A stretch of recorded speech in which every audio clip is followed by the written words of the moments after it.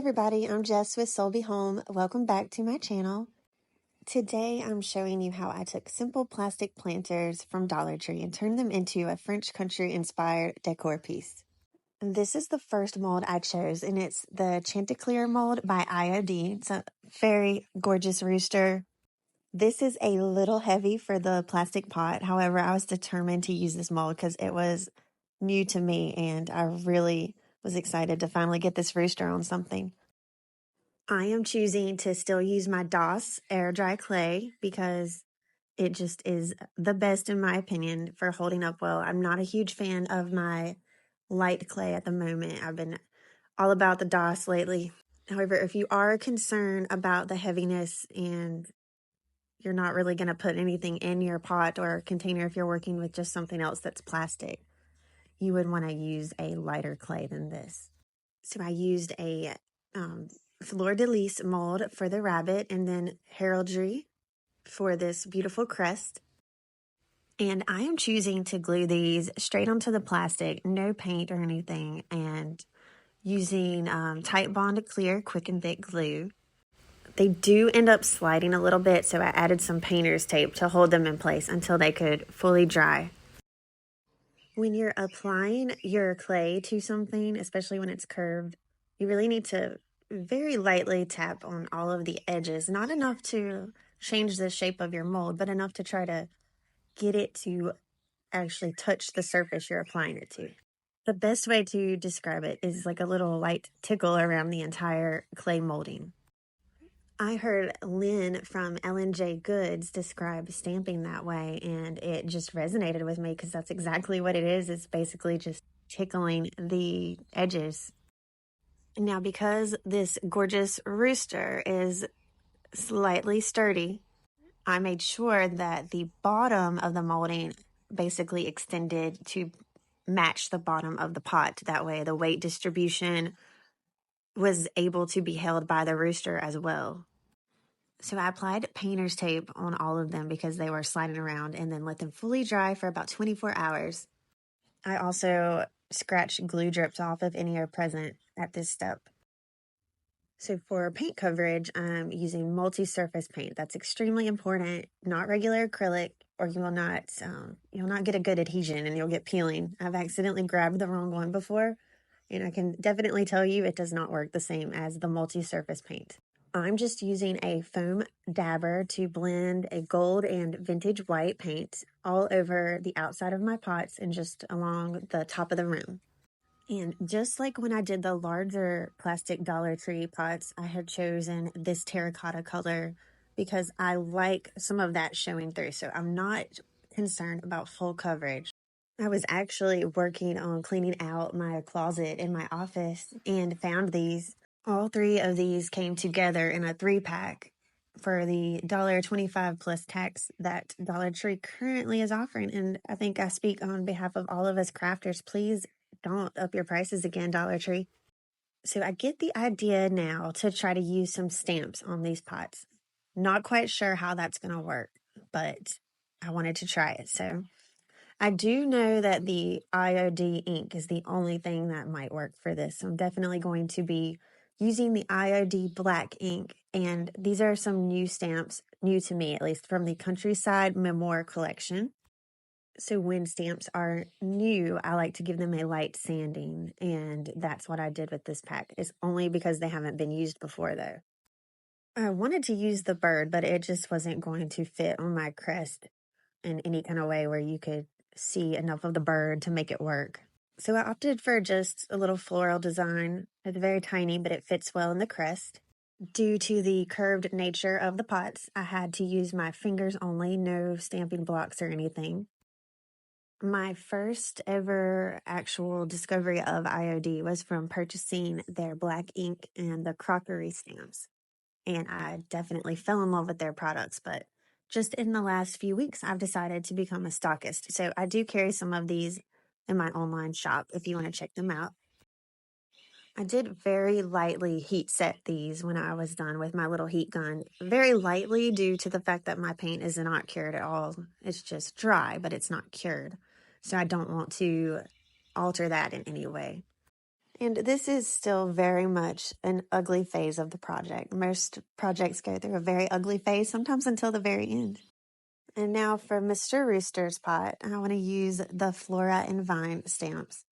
And I just want them to kind of have a random folk art style pattern.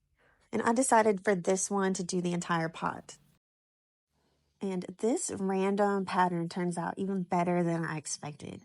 I also used some of the florals just by themselves to fill the space. I personally just think it is very fun and therapeutic to create a random pattern like this. It's been raining for what seems like several days, so this is a great rainy day, rainy week project. As always, the hardest part is letting everything dry properly between the steps.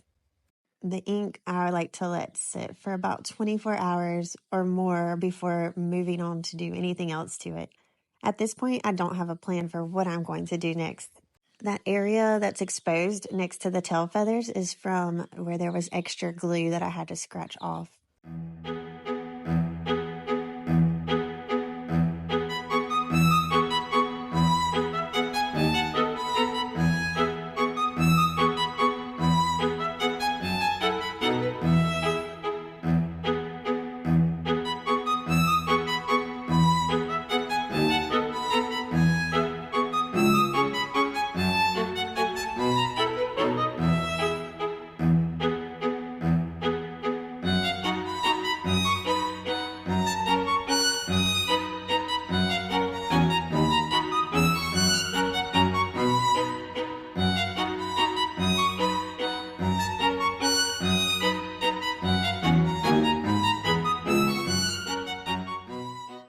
So now I'm going to do my last pot, the rabbit pot, and I'm using one of the border style stamps, which I know is going to be a little tricky around the top rim of this pot, but it works out really well.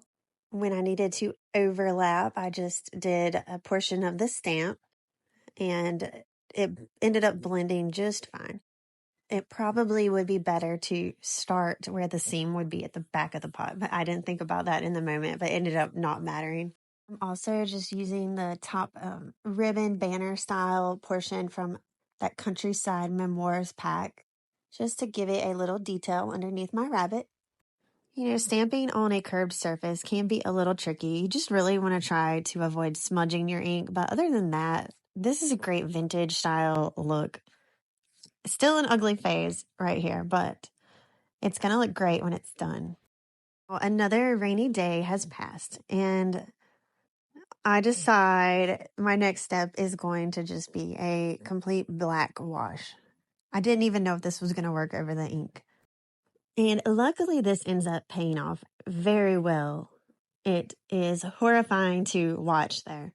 So I'm taking my brush and I had sprayed it with water and then just lightly coating the entire pot. And it is a black chalk style paint that is water based.